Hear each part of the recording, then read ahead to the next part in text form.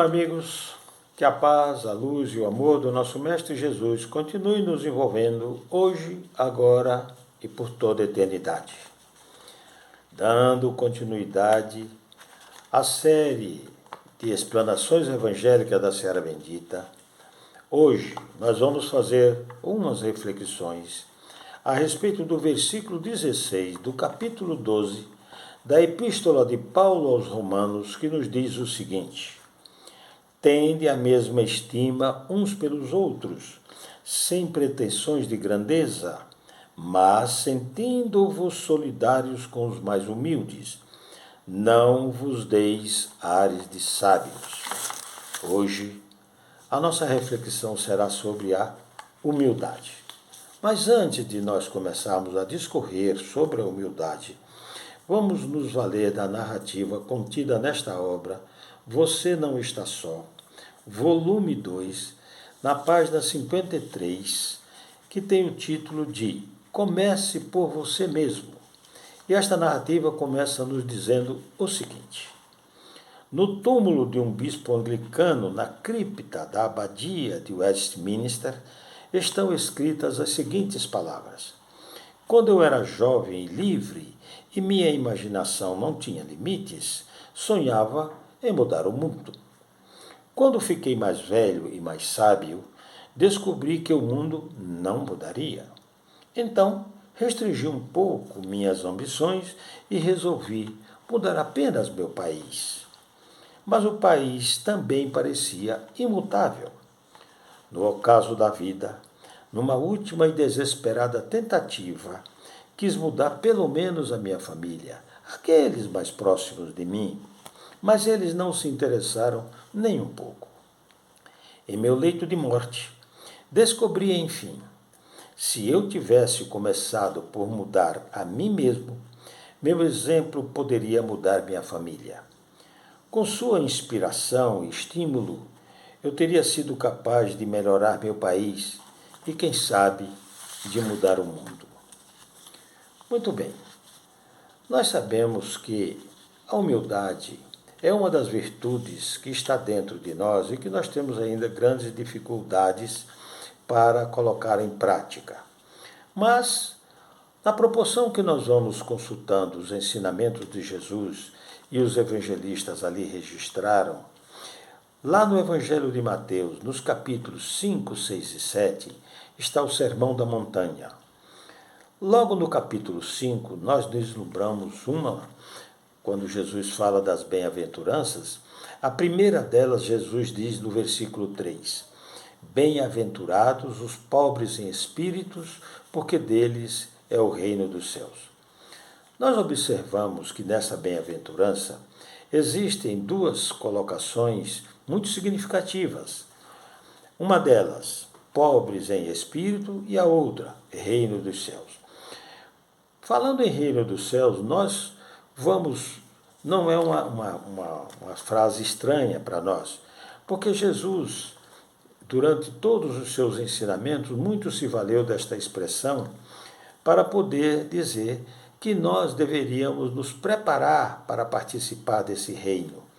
E Jesus começa a escolher a partir desse instante. Nós lembramos aqui de dois momentos contidos no Evangelho.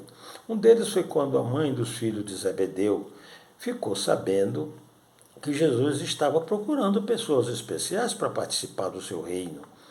E ela então procura Jesus e diz: Mestre, quando o Senhor montar o seu reino, poderia permitir que esses meus 2 filhos sentassem um à sua direita e outro à sua esquerda? Ela estava se referindo a João e Tiago. Mas Jesus, naquele momento, fez ver a ela que não era bem assim, que eles não estavam ainda suficientemente maduros para poder participar deste reino. Mesmo porque sentar à direita ou à esquerda dele não dependia dele, e sim daquele que lhe havia enviado. Um outro momento que nós nos lembramos aqui é quando Jesus está diante de Pilatos, e Pilatos diz a ele: Tu és rei? Jesus diz a ele: O meu reino não é deste mundo. Se fosse deste mundo, os meus soldados já teriam vindo para me libertar. Então Jesus, escolhendo pessoas especiais, compete a nós procurar saber quem são estas pessoas que Jesus queria tanto que participassem do seu reino. Jesus buscava, a partir daquele instante, os humildes. E quem são os humildes? Os humildes são os espíritos ricos e não aqueles ameaçados. E são aqueles que são pobres em orgulho.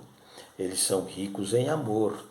São os ricos aqueles que, mesmo a moedade, são aqueles que sabem como utilizar os seus recursos materiais para fazer crescer e melhorar a humanidade.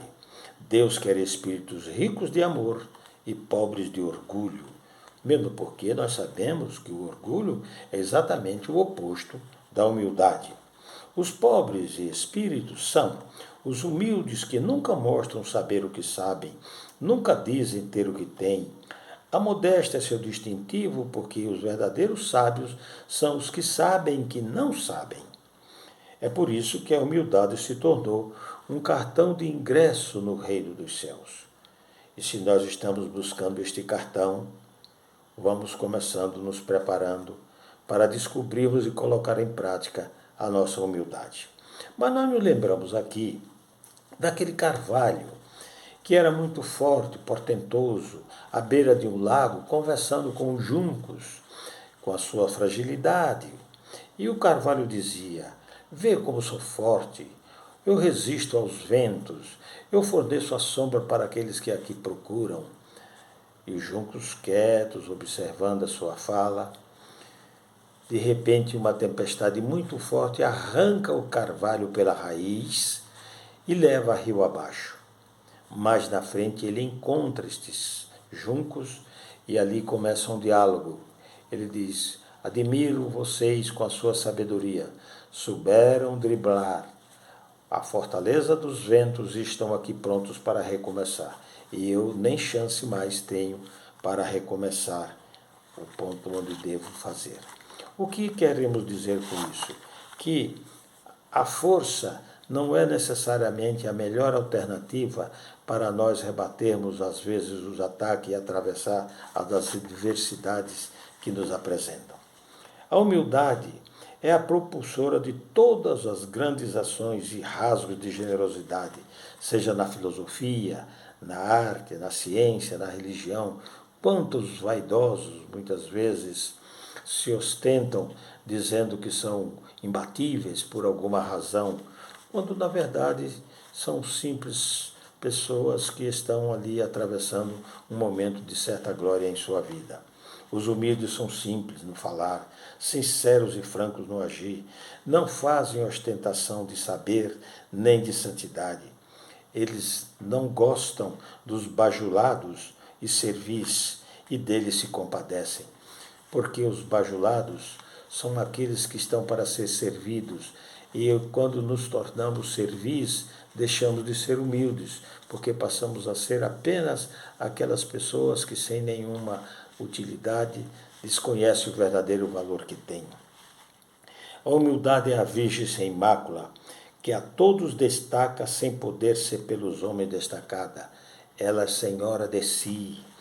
A humildade se distingue por si só. A humildade é tolerante em sua singeleza. Ela compadece-se dos que pretendem afrontá-la com seu orgulho. A humildade respeita o homem, não pelos seus haveres, mas por suas virtudes. Já sabemos que ricos são aqueles que precisam do mínimo, principalmente se dependemos de coisas materiais, mesmo porque nós temos a certeza de que não somos proprietários de nada, somos meros gestores daquilo que Deus nos concedeu à guarda. E como fazemos bem uso delas, podemos perfeitamente melhorar e minimizar o sofrimento de muita gente. Nós gostaríamos de concluir esta nossa reflexão nos valendo de uma mensagem que foi ditada para Valdo Vieira por André Luiz e que está na obra Só nas Almas, que diz o seguinte: começa a ser humilde abolindo todo o desculpismo e conquistando o tempo necessário para a tua hora de humildade, e acabarás incorporando em ti mesmo os valores supremos do benfeitor maior, que na conceituação do Cristo será sempre aquele que se fizer servidor de todos. Que a paz, a luz e o amor do nosso Mestre Jesus continue nos iluminando hoje, agora e por toda a eternidade. Graças a Deus.